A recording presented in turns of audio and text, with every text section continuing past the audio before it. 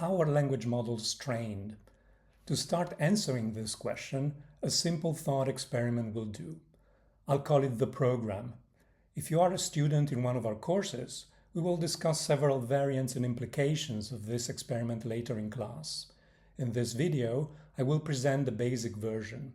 In class, we will also add the necessary technical detail, and we will use the experiment as a starting point to reflect on language models, machine learning, and human learning. I made the thought experiment about learning Chinese. If you already know Chinese, imagine this experiment with another written language, a language that you do not know, or even one of the ancient scripts. And if you are Chinese, thank you for your patience with yet another thought experiment that borrows your writing system. So suppose you want to learn Chinese and I tell you there's a wonderful method for learning Chinese. Here's how it goes. You will need some material. I will give you 2 books. The first, we call it the Big Book, is a collection of all existing texts in Chinese, all the philosophy, the poetry, the newspapers, any texts we can find. The second book, we call it the Small Book, is a list of all unique Chinese characters that occur in the Big Book. By unique, I mean that we list all characters that we find in the Big Book exactly once, without repeating any of them. We can assume the Small Book contains 50,000 characters, which is not unrealistic for Chinese. The Big Book is very thick. It has millions of pages and billions of characters. The Small Book is fairly slim, about a couple hundred pages.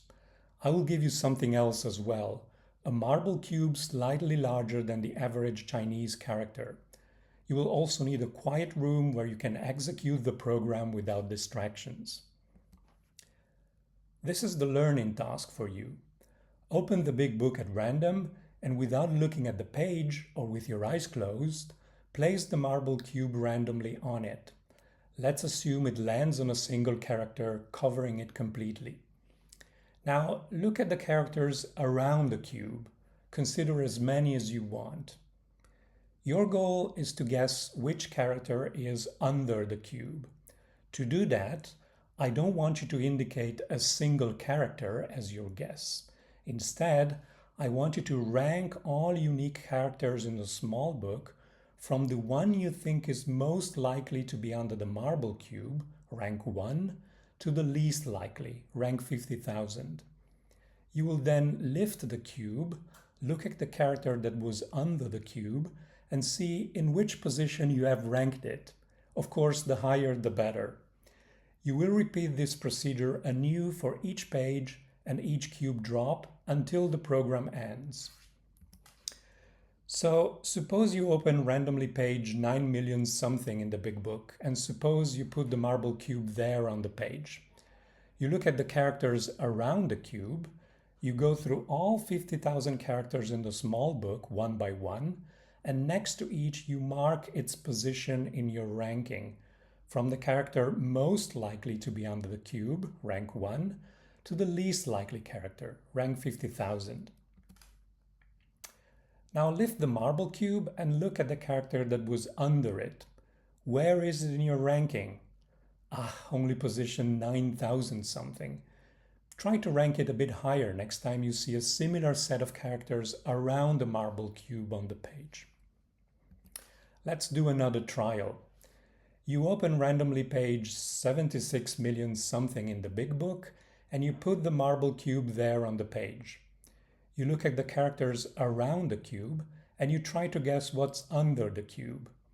You go through all the characters in the Small Book and next to each you mark its position in your ranking.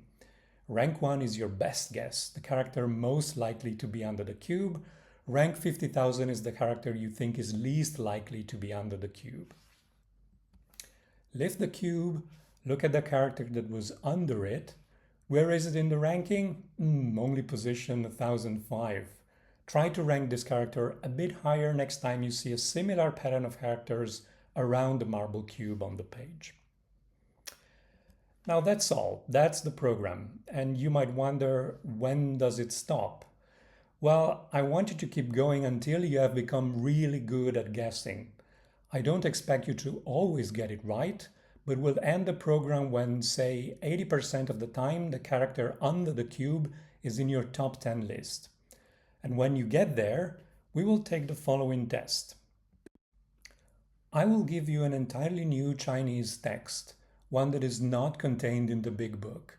I have hired a Chinese writer to produce this new text just for our test.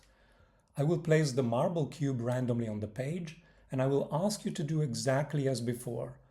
Look at the characters around the cube and guess the character that is under it. Rank the characters in the small book from your best guess, the character you think is most likely to be under the cube, position 1 in the ranking, to the least likely character, position 50,000. I cannot be sure and I won't promise anything, but I bet the character under the marble cube will be in your top 10. This is a good first approximation of how language models are trained. More precisely, this is how one important family of language model is trained. We can vary the game to cover most other current models. There is a lot to unpack here, but that's for later in class. Now, let's ask some questions. First, how hard has it been to execute the program? How much time have you spent completing it? How many cube drops did it take to complete it? And what other resources or materials did you need? Second, you have learned a lot, but what exactly have you learned? You have become extremely good at guessing the characters. Have you learned Chinese? Have you learned to read or write Chinese? Third, could you say what the new text that I tested you on was about? Would you be able to understand Chinese? Do the characters have any meaning for you now? If you are a student in our courses, we will ask again, reformulate, and discuss some of these questions in class. We will also try to find some answers. To do that, we will need to study the science, the engineering, and the scholarship around language models. That will take us to the heart of current debates on human and machine learning, cognition, and artificial intelligence. So, see you later.